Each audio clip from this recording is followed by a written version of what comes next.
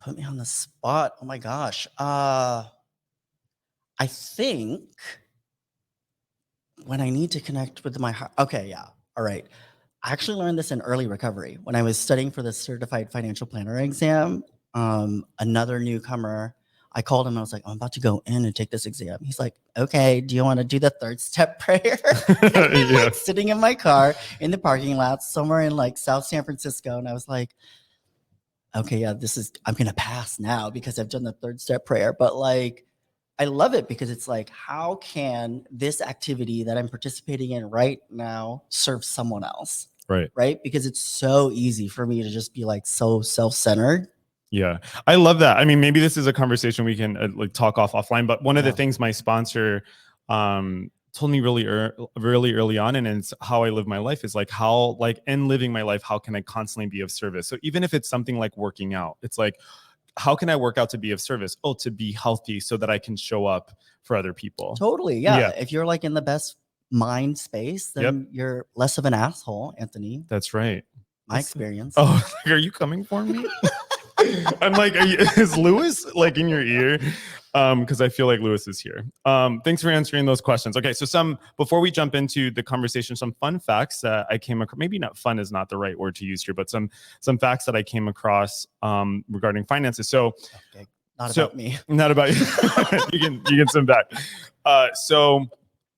I was like thinking about finances, and one of the things that I remember learning years ago was that there was no other topic, for example, in the Bible that's talked more about than money, right? So I came across some statistics, and about 15% of like Jesus's teachings were about money. Then you look at places like Hinduism, and Hinduism, there's 4 goals, but in one of those goals, it's called Arth. I hope I'm saying that correctly. And it has to do with like material wealth and prosperity. And the idea behind that is that, you should have pleasure and enjoyment, and you should live a righteous and good life and do good deeds. And that money enables that, right? Among the Buddhists, for example, there's the encouragement of redistributing and using money virtuously. And then in Islam, there are 5 pillars, and one of them has to do with charity. And so there's the giving. I think that the number is like 2.5% of your income to charity or to poor people. 2.5, yeah. And I think it is very specific. And but the point is like I bring that up because it's interesting, because money is this thing that it can be very private, right? Like it can be a very private thing. Some people don't, in our society, right? Some people don't talk about money. Or when people think about money, they're just thinking about debt. They aren't. A lot of what we know about money, we know through relationships with our parents. So sometimes there's, like financial literacy was not something like we learned. Like, what the hell is credit? How do you influence credit, et cetera, et cetera. Absolutely. Et cetera. So it's certainly something that's like pervasive, and it is in so many different parts of our lives. So I want to start our conversation by asking you, what is it that you do? So I'm a certified financial planner. Okay. And I have started to incorporate like a life coaching component to that. So that means that as I'm helping people make decisions about their financial life, like I'm incorporating like a holistic view about that person. So I'm not just looking at like, how do we optimize a portfolio, or how do we save for a goal? Like if they want to buy a house, for example, I want to take like a step back and be like, okay, like what kind of life does this person envision for themselves that includes this house, like in terms of like fulfillment? Okay. Right? Because I've met in my work like a lot of rich, miserable people, right? I can help you get to the point where you have the resources and like you feel good about how much you're making and how much you're earning and your savings and stuff. But like, do you feel good about yourself as a person? And I think that's what's been missing in financial planning up to this point. And so I've married the two. And I think when people think of financial planners, they think like, oh, I'm just going to tell them like what not to spend money on and like which mutual fund to buy. And it's so much more than that. In fact, like the most interesting thing about money and people for me is not how much they have, but their relationship to it. It's like fascinating. So let's, you've said a few interesting things that I want to go back to. Sure. So one of the things is you said it's so much more than that. What do you mean when you say it's so much more than that? Yeah, so you kind of touched on it when you were talking about like we inherit these stories that we tell ourselves about money because yes, it is not taught at school. It is not taught in a formal education setting.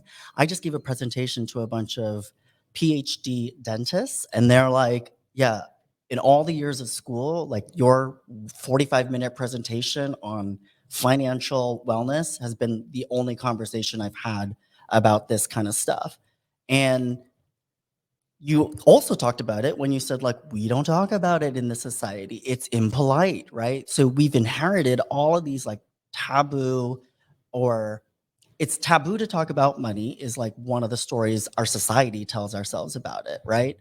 And I just lost my train of thought. It's okay. We were talking about taboo. Well, one of my follow-up Yeah. questions to that is like, how do you begin to have a conversation about money, like either with yourself or someone else? Like, how do you even start to think about your finances? Yeah, I guess, I mean, it's just like I borrow this actually from recovery. It's like you have to be honest with yourself. Like, are you ready to do it? And much of financial planning is requiring like an inventory. So you have to go through and look at like the decisions you've made in the past, and you try to do it like non-judgmentally, just like you would do like a fourth step, right? Like you just are an observer of your behavior and you're looking at trends. And what I'm looking for is, does this person have like a spending problem? You know, is this person coping with something much larger, with shopping or deprivation? So that's what I mean by it's so much more than just like what ends up in your bank account or what you see like on your brokerage account. It's so much more. So it's interesting because one of the things I'm hearing you say is that spending is a symptom. So, for example, so when you're talking about the fourth step, for folks who may not be familiar with the fourth step, so the fourth step is a step in 12 step where basically you're looking at your life, you're looking at times where you've had resentments towards people, and you're really distilling that to kind of its simplest parts to see what parts of that came from you and how can you address that. So, for example, sometimes like one of the things on my resentments on my resentment list is pride. So pride has often got in the way of my making decisions or asking for help, right? And so that may have showed up in a situation where like, I get into a fight with, I get into an argument with someone, and then you distill it down and it's pride, right? But it showed up as like this fight. So what I'm hearing you say is that if you look at someone's spending habits, if that's where someone wants to begin to look at their financial health, looking at their spending habits, you might be able to notice like, oh, I noticed that you're actually spending money you don't have. Yeah. Right. And Yeah. like, and so maybe a question you might ask is like, what is motivating you to spend that money? Yeah, that's part of it too. Yeah. But maybe like let's take a positive take on it, right? Okay. Because when I'm usually starting this conversation with clients, they're coming to me and they have like a specific goal in mind, which is a great place to start, right? Like, what are your financial goals? And like I said, like what does it look like to have a fulfilling life a year from now, 3 years from now, 5 years from now, 10 years from now? Like, paint that picture for me in like vivid color about what that looks like. And then we have this discussion about like pulling out values so that when you're making your financial goals, they're not just like you're just throwing them out, you know.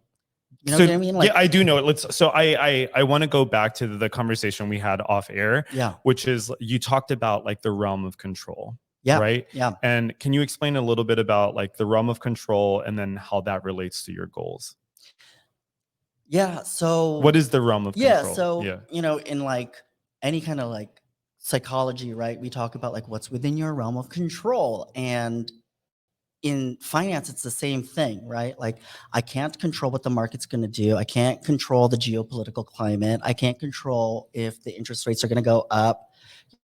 Like all of those factors are out of my control. But what I can control is how much I save, where I save, maybe what investments I pick, right? So there's Right. still a lot within my control. Okay. So the reason why I bring that up is, I have clients who are like, oh my God, like I'm so nervous. There's all this talk about the debt ceiling.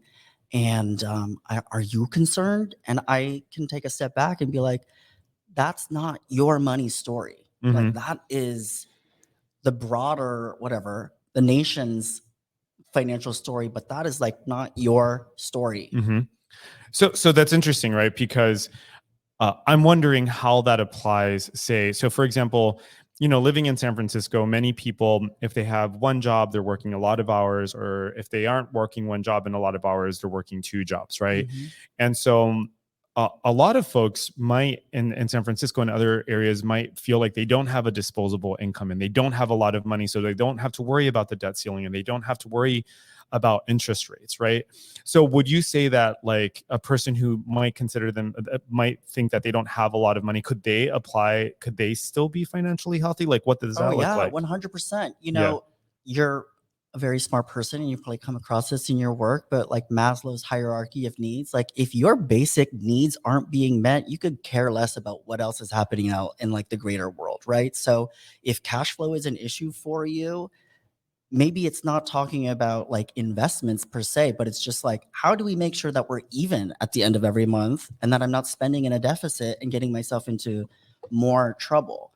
And like that kind of conversation requires honesty Okay. and like a willingness to like look at maybe the information, because I can't help anybody who's not willing to look at like the numbers, honest numbers. This right? is really interesting to me because what you're talking about sounds very recovery. Oh, Right? 100%. Like when you're talking about like money and how people are spending money or like their relationship to money, it sounds so much like what's actually going on with you, Money is a way for us to exchange energy, right? Like the time and energy I put into my job helping people helps me go buy sourdough bread because I don't fucking know. Oh, I don't know how You to. can curse. Yeah, I don't yeah, know yeah. I don't know how to bake sourdough bread, right? Like Right. that's not the highest and best use of my time. That's not where my specialization and my skills lie. Uh-huh. But so yeah, so that's why it Can shows you up say all the more time. about that? I feel like there's something really nuanced here that's worth kind of like highlighting. So you're to say that like money is the way we exchange energy with each other. Like Yeah. is there like an underlying, can you say more about that? Yeah, let me give it a little bit more thought. So what I mean by that is it's just a means for us to like do things, right? It's not the end all be all. Like if I come across people who are like, I just want to have a portfolio that like creates a lot of money, I'm like, why? I want to get to the why, right? So money is not the why. At least the way I want my clients to be thinking about it. I want them to be thinking about, what does this money get me in terms of fulfillment, in terms of honoring my values? Like, is it in the process of, or like, is it in service of getting me closer to those things? So what makes the why question important? Like what about the why question? Yeah, because I want people to be really, really clear about their motivations, because like most things, like you can inherit them from other people that like you personally, maybe like that was not maybe an original goal or not a goal for you. And maybe that's why it's so hard for you to reach that goal. It's not your goal. It's not Someone yours. imprinted that onto you. So when someone's like, oh, I really want to buy a house in San Francisco. Why? Yeah. Why? Right. It's like, oh, like I want to get Well, to let's that follow route. that. Can you maybe give an example? That's fascinating. So can you give an example of a time where you met with a client, obviously not disclosing too much about them, a time you met with a client where what they were asking for actually didn't align with what they actually truly valued or what they wanted for themselves? Well, okay, I can think about this example right now. And I have a client who is new to our office, and sweet person, has a 2-bedroom apartment, single person. And I asked, like, why do you have a 2-bedroom? Like, that's like $60K a year in rent. And he's like, I'm holding out for my kids to like maybe one day visit me. Right. And so this is like So I know, heavy. right? That's so heavy. Yeah. So I mean, like, you can't talk about money and not talk about people. Right. Mm-hmm. So in his mind, holding out, like paying extra for this apartment that's too big for him is like his wanting to fulfill this other value of like closeness with his family, a good relationship with his children, right? And so is that still in alignment if it's like detrimental actually to his financial plan? Those are things you got to examine. Can I tell you, you know what that reminds me of? It's like the role that guilt plays or shame plays. So what I mean by that is like, we can have an experience with something, right? Mm-hmm. I did something, I fucked up. right? And I can acknowledge that I fucked up and I can change my behavior. But what makes that difficult is like if I add guilt and shame to it. And so I might use guilt and shame to kind of replay to myself and to prove to myself that I somehow know better. You know, like if I think that's kind of how it functions for most people. So the connection I'm making here is that to hold out a room, for Mhm. example, that isn't being used, that you look at every day that Mhm. isn't filled, it almost feels like a form of punishment, right? It makes me like when I think of something like that, I was like, oh wow, you are essentially using your money to like almost like punish yourself for this thing that doesn't exist, right? Mhm. Because if you walk that out, right, like actually if you got rid of the apartment and you moved into something smaller and more sustainable for yourself, you're saving money that you could potentially use for something good, or in other words, like a different way of exchanging that energy. Yeah, and Yeah, like, yeah.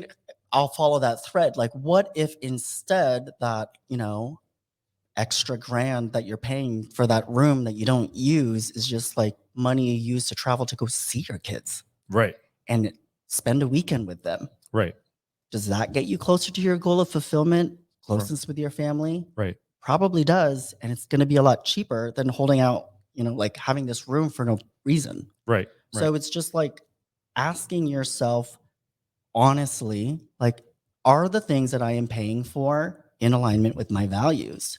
And yeah, like we were talking about values clarification. What do you spend your money on? That's what you value. Interesting.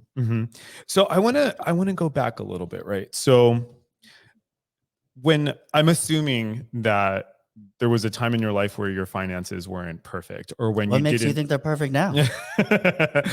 Fair enough. Maybe it's your purple shirt.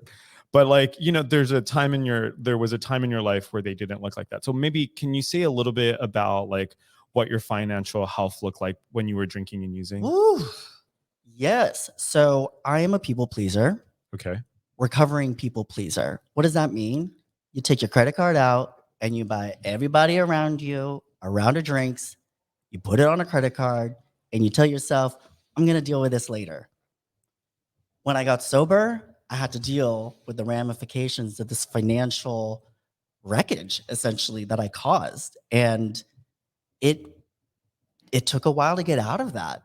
And it was like the best teacher of like what I wanted to avoid, but it was a behavior of wanting to have this status and to show people like, I can take hey, care of you. yeah, like or like, hey, look at me, like validate me because I can buy you things in this transaction.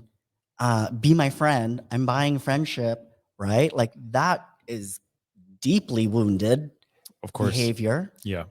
And that stuff had long-term consequences because of the debt you rack up. Like I took vacations so I could be seen on Instagram doing all the things, but no real salary to support that kind of lifestyle. And it wasn't until I got sober where I became like real, right? Because everything becomes very vividly clear to you. Like there's dysfunction in your life, like Going back to um learning behaviors, like so for example, like let's talk about love for a second, right? So we love the way that we were taught to love, right? Mhm. And there's a great book, it's called You're taking it all over the Unloving. place, Yeah, right? yeah, I We're taking mean, money, yeah, love. I mean it's all connected, right? All right, So keep going. so on Loving by Bell Hooks, I think that's the title, On Loving by Bell Hooks. She One of the things that she talks about is, God, I hope I'm not confusing books, but one of the things that she talks about is that many of us have to accept that as children and as younger people, we weren't loved. We were cared for. Oh yeah. There was food on the table. Yes. There was clothes, but we weren't Yes. loved. And the Yes. way she talks about love is that love is spiritually nurturing someone and helping them grow. Right. Yes. I grew up in an immigrant family and the Right. bare minimum was met for sure. Right. Right. But did someone sit next to me like in first grade to read a book with me? That's probably what I needed. Right. Right. But they, I had lunch and I had dinner Right. and a roof, like Right. that was met. Exactly. And that's what I think about. It's like my family didn't have the energy to or the wherewithal to do those things. Right. But the way to they be fair, right, exactly, right. Like they're like working yeah. all the jobs. Like to attend to like one's mental health. I mean, like one of the things I've heard of is like, when you're living in poverty, no one has the money or the finances or the, like to go and like, I'm going to go see this therapist right now who might be down the block. Yeah. Just think about like all the privilege that you have to even be able to sit in front of a professional. Right. Even if your insurance is paying for it, you've got to have the time to take off so you can take. And then like the energy, then there's also the energy that comes with that. So I bring that up because one of the things that like growing up is my dad was a provider. My family, they were providers, you know, and and that was like, that's what I learned. And so I learned that that's how you express connection. And so I did the same thing, when I was drinking and using, like I wanted you to feel taken care of, and so I was like I was like spending my rent money. I was laying down a credit card that I had no business laying down. I was like, and I didn't have, and I remember like in recovery, like one of the hardest things I had to do was be like, no, you know what, we need to split this because I can't, you know what I mean? And to not feel like I'm causing someone harm by doing that. Oh yeah. Like just being real about your finances. I mean, honestly, just being an adult is like unlearning all the bullshit craziness you grew up with, right? And part of that is knowing that inherently you have worth regardless of whether or not you have money. Like I make it a point in my office that when we talk about net worth, that I say financial net worth, like not your worth as a person. Those are separate. And that took me time to like delineate that, like what I have in my bank account does not determine if I'm a good person. Yeah, let's talk more about that. Right. Yeah, so absolutely. let's talk more about that. So that's quite a statement to say that like I have value. Well, I think about the person who was buying all the drinks for the people who could not afford to actually be buying all the drinks. That person did not have the self-worth, self-love enough to be like, wait, I love myself too much to put myself through this financial trauma later or this financial dysfunction. So I'm going to not put my credit card down. Like that person did not exist in that situation or that scenario. But a healthier person, a person who's like really secure about like, I don't give a fuck if these people say shit about me not buying them a drink or buying them a drink, right? Like then that person is less likely to like get themselves into trouble financially because they're already living in a world where like the outside does not determine how they validate themselves. Right. Yeah. So how does a person do that? Like how does a person begin to cultivate like a sense of value, right? Because what I'm hearing is there's very little of it has to do with like the actual kind of like cash money. It has to do with like how someone like their relationship with themselves first. So like how does a person, like in your experience, how does a person begin to do that thing, right? To like heal like the like how does a person begin to like, okay, you know what, I like listened to this podcast and Manny said that maybe I have a shitty relationship with myself, like how does a person begin to, well, what like suggestion would you have for someone? There's a sister program. Same. What makes you bring up the sister program? There's a program called Debtors Anonymous. Okay. And it's, follows the same 12 steps that we do. You just replace the word alcohol with debt or crediting or, lending, whatever it may be. But it addresses the dysfunction that people have with money. And sobriety, as defined in that, is like not putting things on, not having or not incurring any new unsecured debts. You can like have a house and a car, but like the person at the bar putting a lot of charges on their credit card, like that's unsecured debt. Can you define that? What's unsecured debt? Yeah, so there's two types of debt. There's secured debt and unsecured debt. Secured debt is secured by like a piece of property. Oh, right. Okay. So your house, if you don't pay the bills, they take the house. If you don't pay the bills for your car, they take the car. Those are secured debts. It's the unsecured debts where people get into trouble, right? That's like the personal loans and the credit cards. It's really easy And okay, here, to be fair, like the way the financial system is set up, you are not set up to be successful. Like there's a lot of like financial financial, you've got to be vigilant. Like, Say more about that. yeah, you just got to be vigilant. Like everybody out there that's offering a deal, like there's a catch. There's a catch, right? And I'm not trying to like have you go out into the world and be really super pessimistic, but someone is making money somewhere in that transaction, right? Like I've been like looking at like phone plans because it's time for an upgrade, and Yeah. I'm like looking at the fine print, and I'm like, dang, 3-year contract. I'm like, where's the catch? Like I'm looking for it, and I've learned to be that like diligent consumer because we're not trained to be that way. Like if you just sit back and watch the commercials that are played for you and the ads that you see on Instagram and Facebook. Like there is a system behind all of that that is trying to show you that like if you do not buy this thing that we've put in front of you, you're not going to be happy. And it plays on those like very human things. Like you're not going to be popular, the person buying the drinks.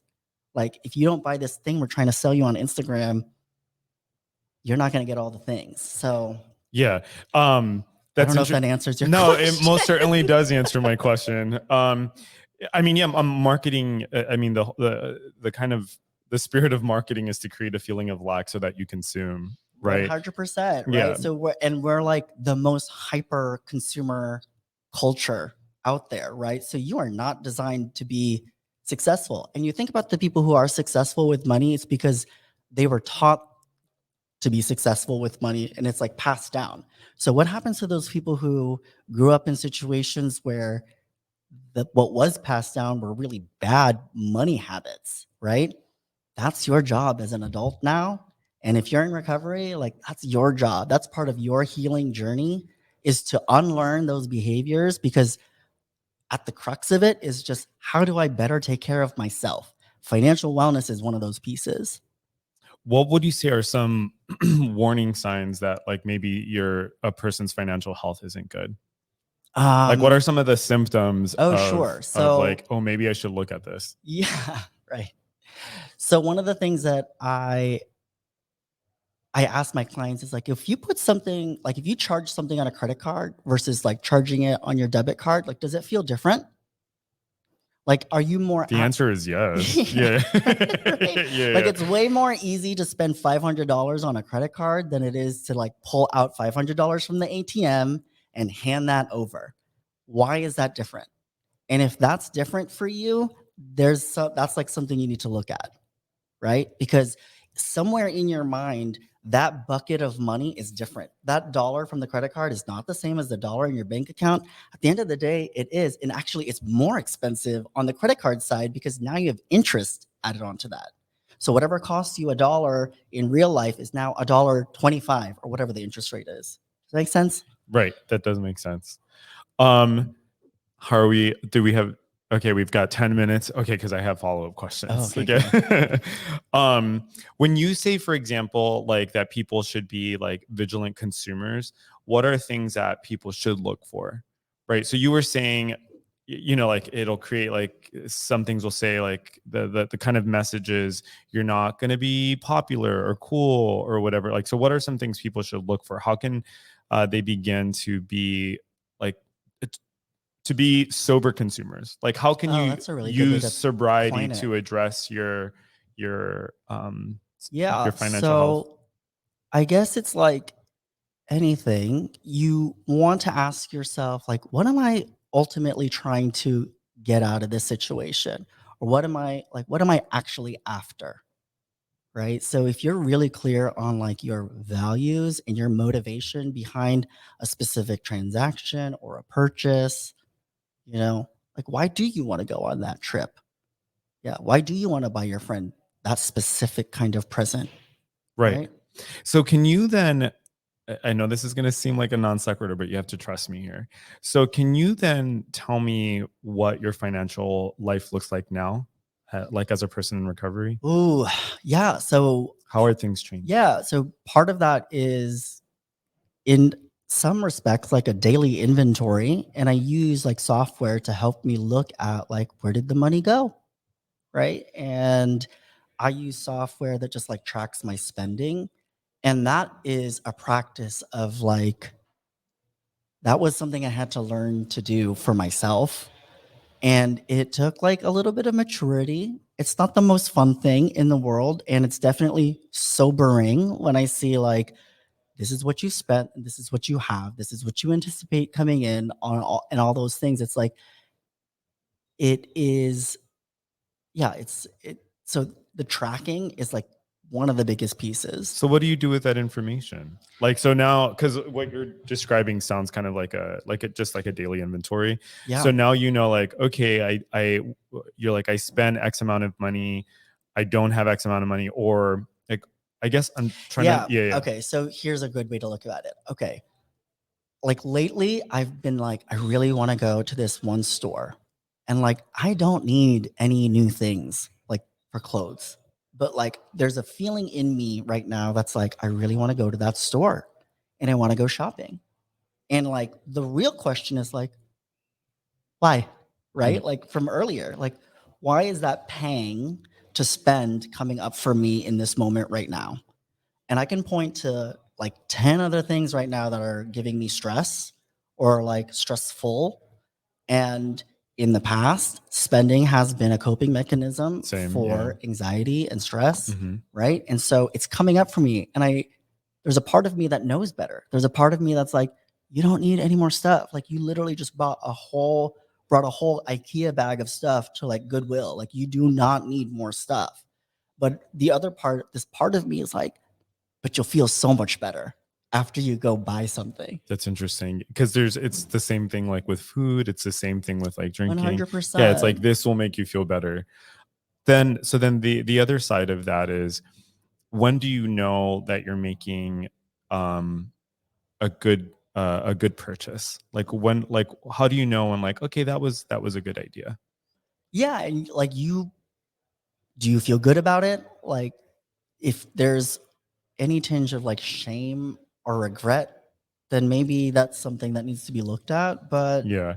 Well, that's interesting. That's like it's kind of crazy that we're landing on, well, like we're that, because that's also really complicated, because there have been times where like I've had to make big purchases. Like there are things like I have to buy, right? Like I yeah, moved into a new place and I yeah, bought like a really nice mattress and a really nice bed, and I felt so guilty after making that purchase, and it was well yeah. within my budget, you know. It's tricky, right? It's really tricky because you can also slip into this part of spending. It's a money script. It's called money vigilance, where like it's painful to spend money on yourself. Like, so that's the extreme opposite of someone who is maybe like a money worshiper or like a money status driven person. You have this money vigilant person who's like, I don't deserve a new mattress. And so like this idea So of they're like, like sleeping on the floor. yeah, Yeah, or like sure. it's the mattress they've had for like a decade, but like what comes up in that is like you feel like you do not deserve to have nice things. Like if the finances check out, like go for it. I'm not the person that ever says like don't spend your money on that. I'm not that kind of financial planner. I show my clients like, okay, here are the facts. You tell me what you want to do, right? And that alone, that like act of like inventory and like willingness to be honest with yourself, that is usually by itself enough to get people to change behavior. Yeah, it sounds like, I love like where we're landing with this. It sounds like, you know, that the like with anything, it sounds like the best place to start is like the truth, and the truth starts with like very kind of like a simple question, which is why am I making this purchase? Why do I have this feeling? Yeah. Right. And it also sounds like there are also things that like we don't go at alone, right? Like Yeah. at least like with the 12-step model, you know, like we're working with sponsors. So my last question to you is, how do you determine like a person who's trustworthy to talk to someone about your finances? Like, Yeah. how do you just So form that relationship? if you've ever like looked for a therapist, sometimes you meet a lot. You have to kind of like date a few to get a good sense. Also, I would just ask for references, ask your friends and family, like, let's as a society get over this idea that like money is a taboo subject and be like, hey, who do you talk to about your money stuff? Because I have a few questions. Do you trust them? Can I get their number? Yeah, I love that. So it's you don't go at it alone. Yeah, you don't have to. Very good. Any kind of final thoughts before we wrap up? Anything you want folks to know or hear? Or? Yeah, that your financial net worth is not who like your worth as a person. Like, get really clear on separating those things. I like challenge you to look at your like top 10 values and see how your spending matches up. Right. Like, that's really an enlightening experience. And if people want to learn more about you or